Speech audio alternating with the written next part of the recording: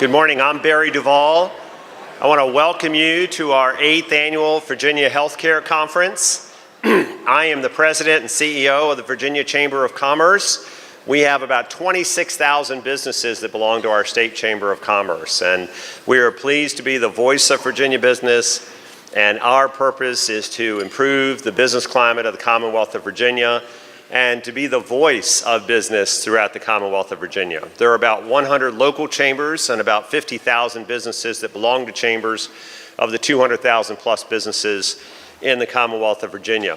We are very fortunate that we have the support of so many of our corporate sponsors that I will recognize in a few minutes. But I just want to pause for a minute and say that many of you have come here today because you know that we believe that a healthy workforce is the most important aspect of our economic competitiveness in the Commonwealth of Virginia.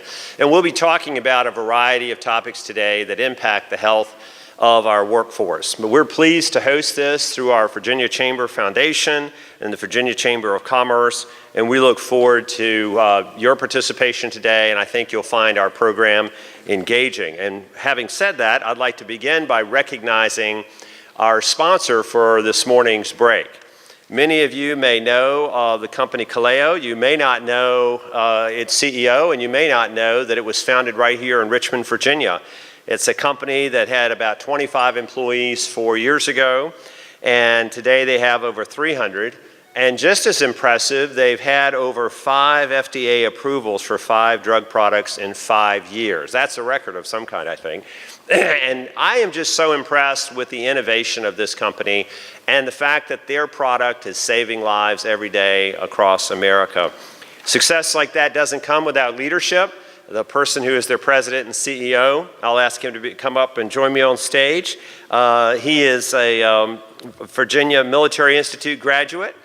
He went on to get an MBA from UNC at Chapel Hill, served in our military, has led a number of high-tech companies and biopharmaceutical companies, and is the president and CEO of Kaleo. Please join me in thanking them for their sponsorship and welcoming Spencer Williamson.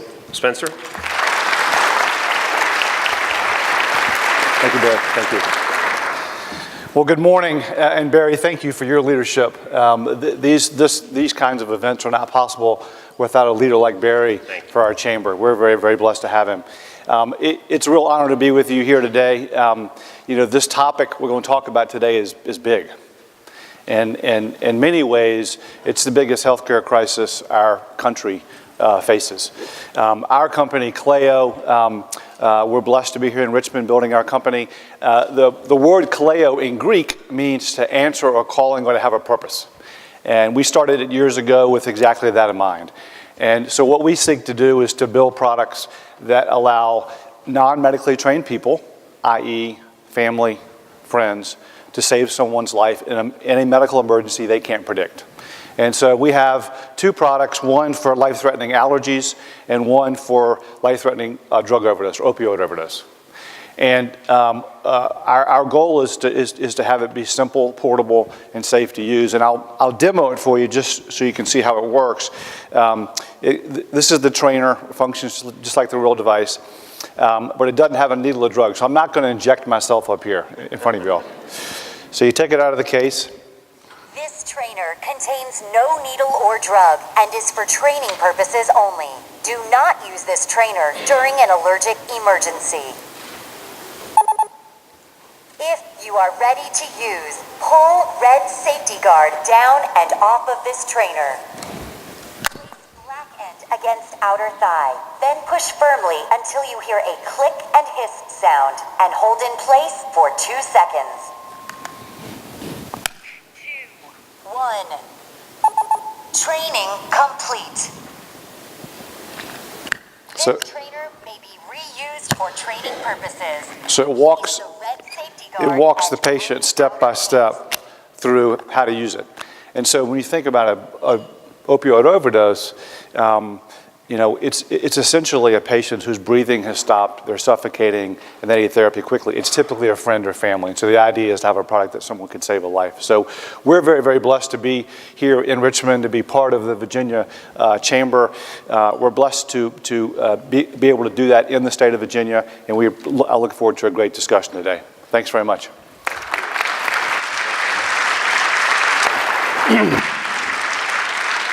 a great product. It's obviously saving lives, and we're so pleased that this kind of entrepreneurship and innovation is occurring right here in the Commonwealth of Virginia, and thank you for your support. I do want to turn your attention to your program and to let you know that each of you will have a program in front of you. You will also have in front of you the book that contains the detailed bios on the speakers and the presenters. So we will spend very little time introducing people, but just mostly want you to know that we are very fortunate to have high quality speakers with great resumes, and they're there for your review. I want to also acknowledge our co-host, Virginia Hospital and Health Care Association, and thank Sean Connaughton and his team for their support, along with Virginia Business Coalition on Health, the Medical Society of Virginia, Melina Davis and Martin and her team, and also the Virginia Society for Human Resource Management and Karen Edmondson and their health resource. I also want to acknowledge our sponsors. We couldn't put on these conferences without them. And really, all 8 years, Anthem has been our main sponsor and our presenting sponsor at this. I want to acknowledge Jeff Ricketts, who's on our board. Also, our diamond sponsor is Pharma, and Nicole Wood from Pharma. Also, our platinum sponsor, Bon Secours Virginia Health System. This is a system that came to us 8 years ago. We want to be, our voice is heard, and we want to be your top sponsor. We believe in the business community's involvement in healthcare. And I want to thank Rhodes Rittenauer for his support, and United Concordia, who I'll recognize Kim Grenig a little bit later. Please join me in thanking these high-level sponsors for their support.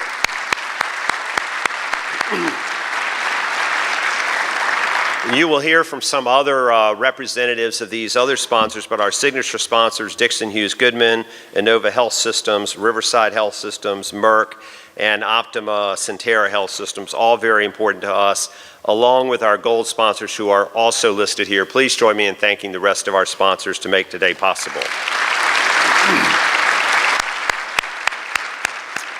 Just a few other welcoming words from an important person in our organization. We at the Virginia Chamber are fortunate to be led by a board of directors, and our board supports our mission, our vision, our goals, our initiatives. As we developed our blueprint last year, they were the ones that funded it, and I'm really fortunate to work for a board of business leaders that are making a difference throughout the Commonwealth in their businesses, but they're also making a difference in their community. And this year, our chair is that kind of a person. She has been in charge of a woman-owned business for many years. She's the CEO of Joe Kell Inc. And Joe Kell Inc. Is a manufacturer of high-tech industrial automation products. They have offices headquartered here in Chesapeake, but also Jacksonville, Florida, San Diego, Atlanta, and Charleston. And a person who is committed to public service outside the chamber. She's completing her 8th year on the Chesapeake City Council. So please join me in welcoming our chair for 2018, Susie Kelly. Susie.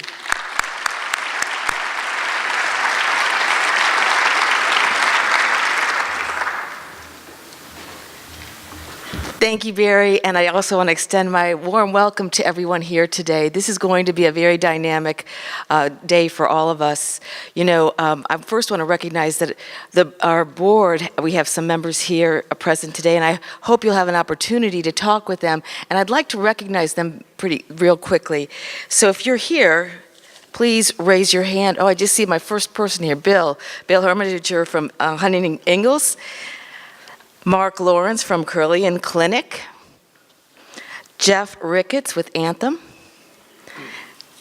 Gary Thompson with Dixon Hughes Goodman, Spencer Williamson, who you just heard, so I know he's here present with us today, thank you, and Nicole Wood with Pharma.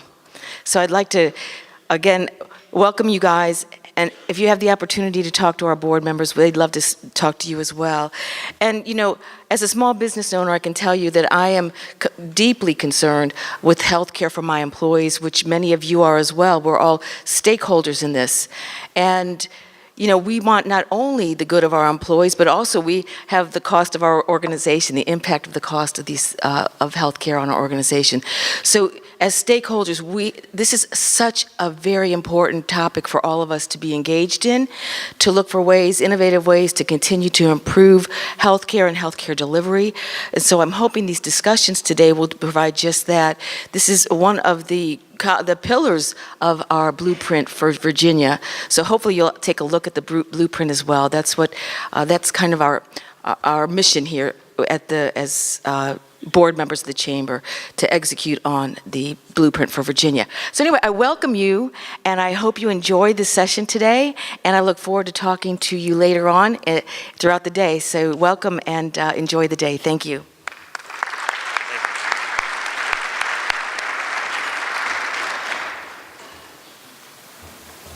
Susie has been a great leader and been on our board for a number of years, and she mentioned our blueprint. And before I bring our first panel up, I just want to give you some background on how the Virginia Chamber of Commerce develops its public policy and the process that we go through to focus on issues of importance to Virginia.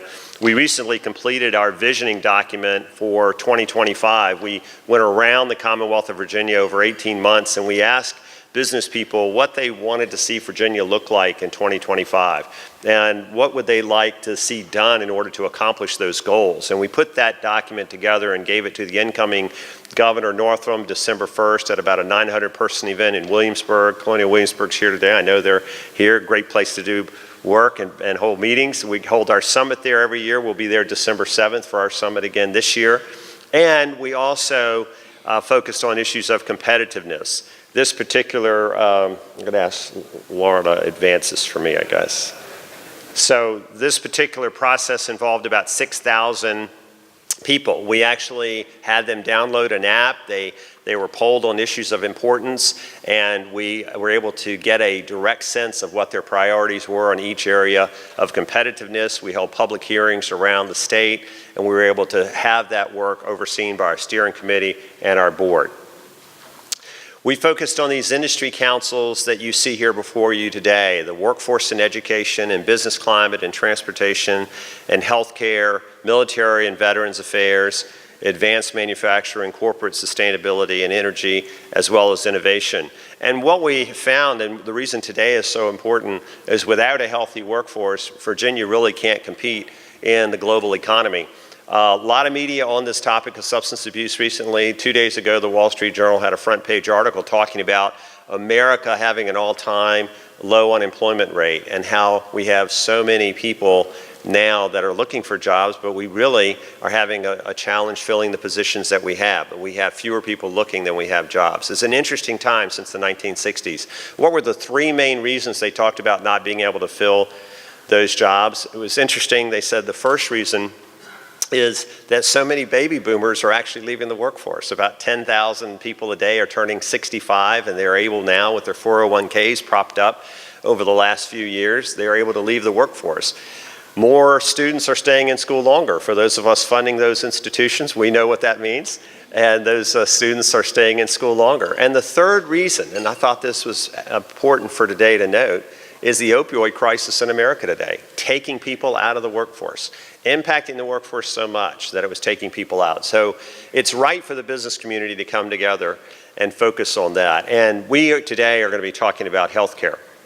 So the way the healthcare recommendations are put forward is that there are strategies in our blueprint, and you can find this online at our website, vachamber.com, around population health and wellness, improving access, strengthening our quality and controlling cost, fostering innovation, as well as how the workforce is so important to delivering our health care today. And so part of that agenda we'll be diving in today, focusing on improving our talent supply, improving the workforce of Virginia. So with that, let me say that we're excited about our panel that's here today. I will ask them to come up and join me on stage, and as they do, I will introduce them. We have Senator Siobhan Donovan, Commissioner Hughes Melton, and Delegate Will Moorfield. Please join me in welcoming them to the panel.